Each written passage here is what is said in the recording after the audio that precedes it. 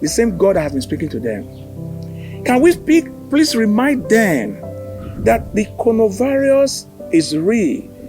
Can we ask them how many isolated centers have they been to?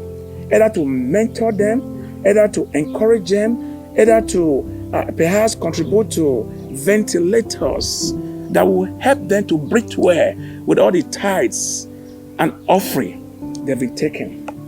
Now, what most of them do is a psychic.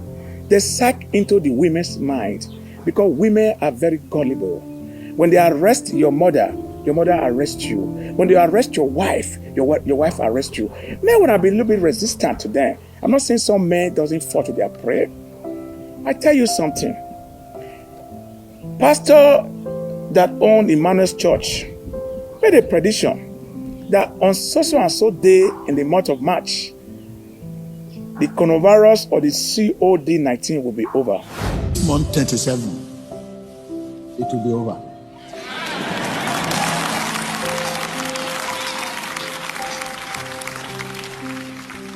By the end of this month, whether we like it or not, no matter medicine they might have producing to cure whatever, it will go the way it comes.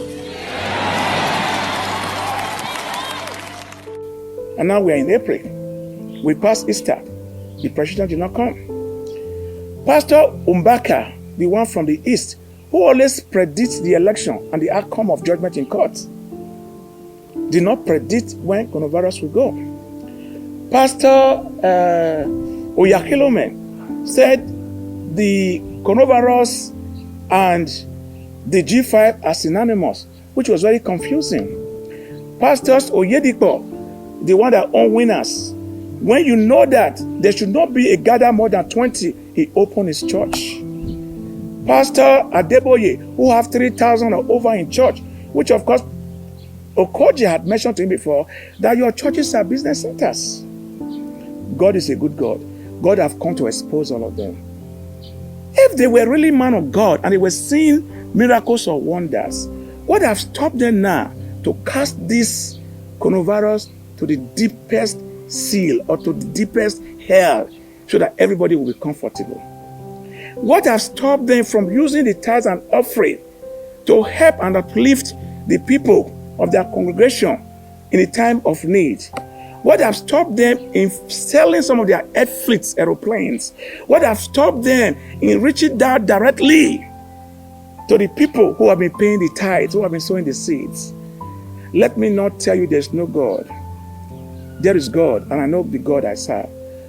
But where I will have difficulties with these men of God who have been perhaps borrowing people for some testimony, where I will challenge them is that when you fail now to reach out to these people, when you fail now to perform your miracles, when you fail now to go to hospitals and visit them, when you fail now to go to jail and visit those who are in jail, and you come to the pulpits and you demand seed, you demand offering, the arm of God will strike you. He said, cause no my anointed and do my prophet no harm. I am not here to cause or slander the real pastors or the real prophet, but I'm here to challenge you all who have been defrauding women, who have been dividing houses, who have been giving us sleepless nights with your miracle. Only in Nigeria, you go to church 7 days a week. What did you forget in your prayer on Sunday?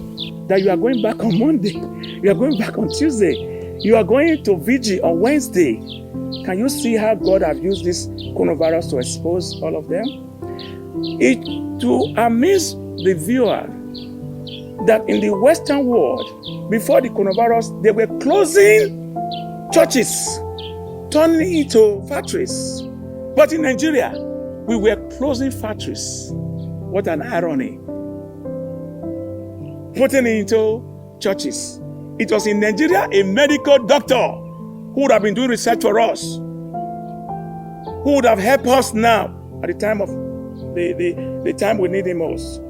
Open a church with a capacity of 100,000 in Abuja, which has been described as the biggest petroleum in the whole of the world. Why can't you use that to open factories and employ this army of unemployed youths that we have today in Nigeria? My issue or my worry is that the oil is zero now.